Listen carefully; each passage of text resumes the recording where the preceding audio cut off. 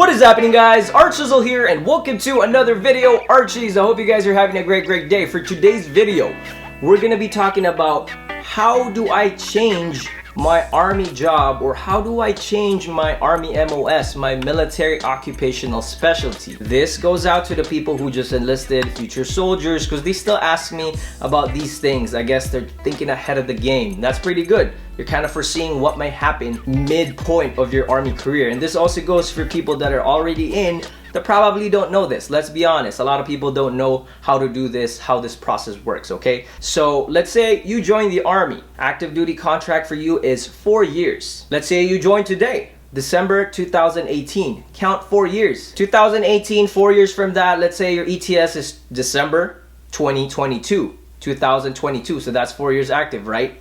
15 months prior to December 2020, 15 months out from your ETS, for your end date in your contract, is when you go into your window of re-enlistment. If you guys don't know what that means, it's pretty much self-explanatory. Window for re-enlistment. This is the window when you can finally talk to your retention NCOIC. Someone in your unit just ask for retention.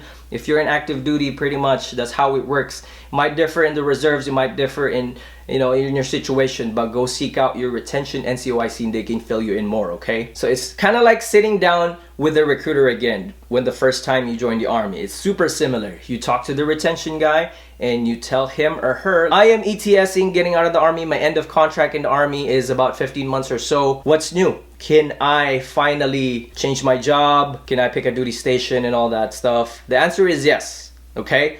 I'm gonna give you guys a little bit of story time also, because this is what happened to me. When I was in Vilseck, Germany, I was stationed there from 2011 to 2014, okay?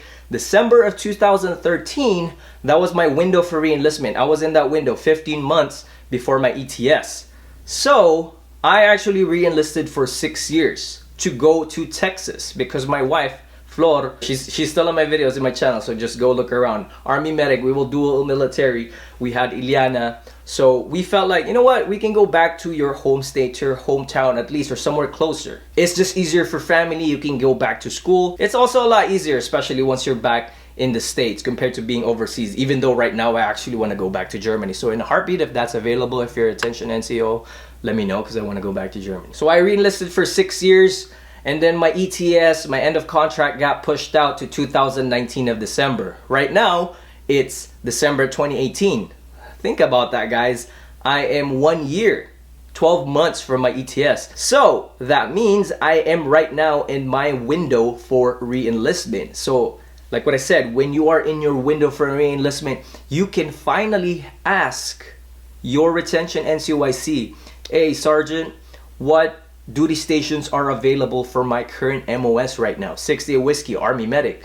So you give them a list, or they will tell you right away, these are the duty stations that are available for you to move into to PCS, because there's a slot for your MOS in your rank in these certain bases in the United States, CONUS, and overseas OCONUS, okay? Continental US, overseas continental US. So I always ask my retention every month or every 2 weeks, like, is there openings in Colorado, in San Antonio, Texas, in California? I don't want to go to NTC. Or overseas, is there a Camp Zama, Japan? Is there a Hawaii, Tripler Medical Center? Is there Vilseck, Germany, K-Town in Germany, and so much more? Those are the different availabilities. You can also ask your retention NCOIC, like, okay, I want to move to Fort Hood, Texas, and it's also the time to ask your NCOIC for retention if you can re-enlist for 2, 3, depending on how many years of service you want to extend or re-enlist.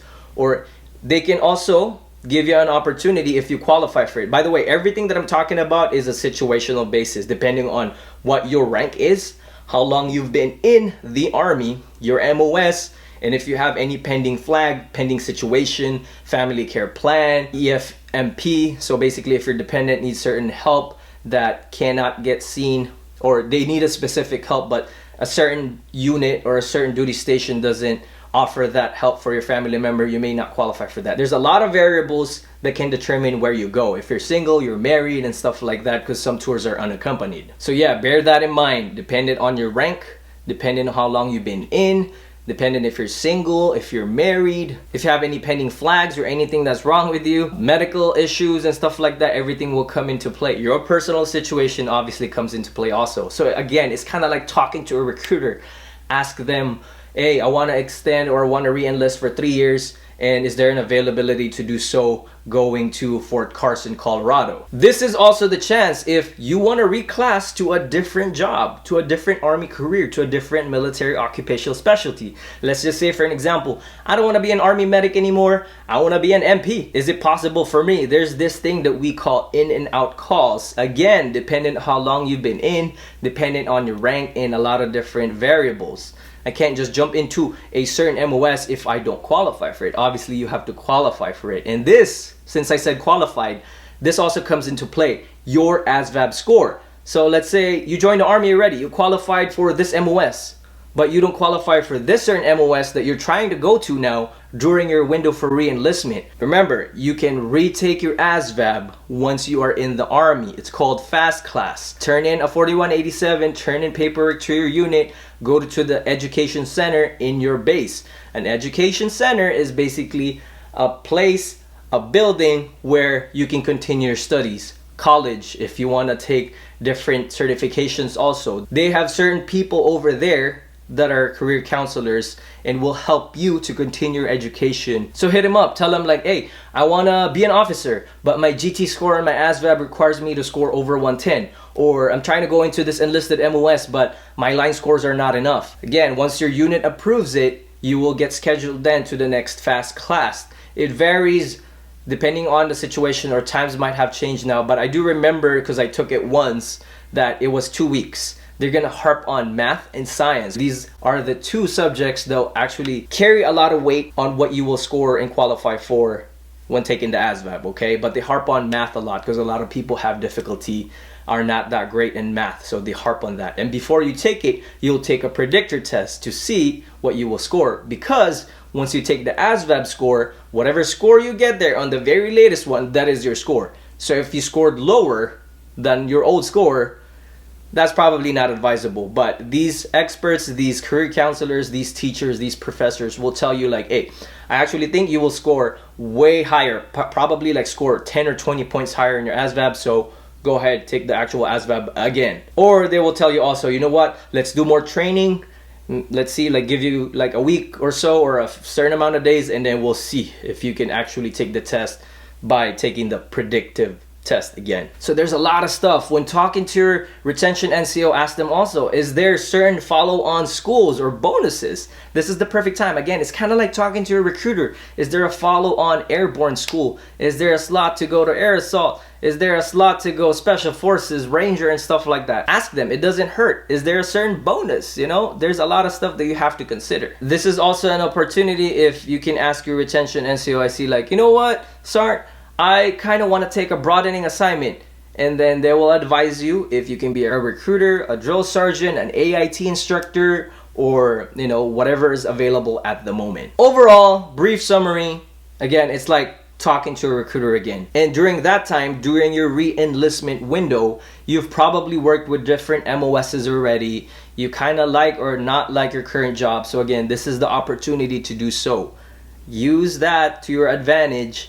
That will meet your life plan. In my opinion, if ever I become a retention, but I'm a recruiter right now, so it's kind of similar because I deal with people that are going in, you know, because I'm a temporary recruiter at the moment. Think about career goals and plans 2 years, 3 years, 4 years, 5 years from now. What do you want to accomplish? Where do you want to get stationed? You know, maybe you have more connections, better opportunities for yourself and your family if you get stationed in a certain location.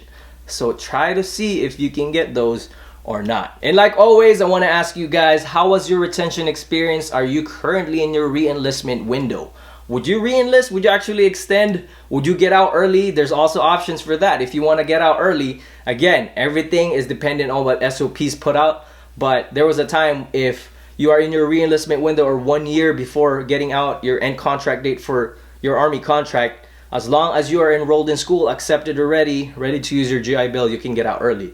A lot of things change, okay? So talk to your retention, talk to your unit, talk to everyone in your current unit right now to be advised on what to do on your career. Because being a soldier is taking care of oneself also, because we want you to be educated. We want you to have a career, especially once you get out of the Army. That's the main point, that's the main goal, and that's how I see it, okay?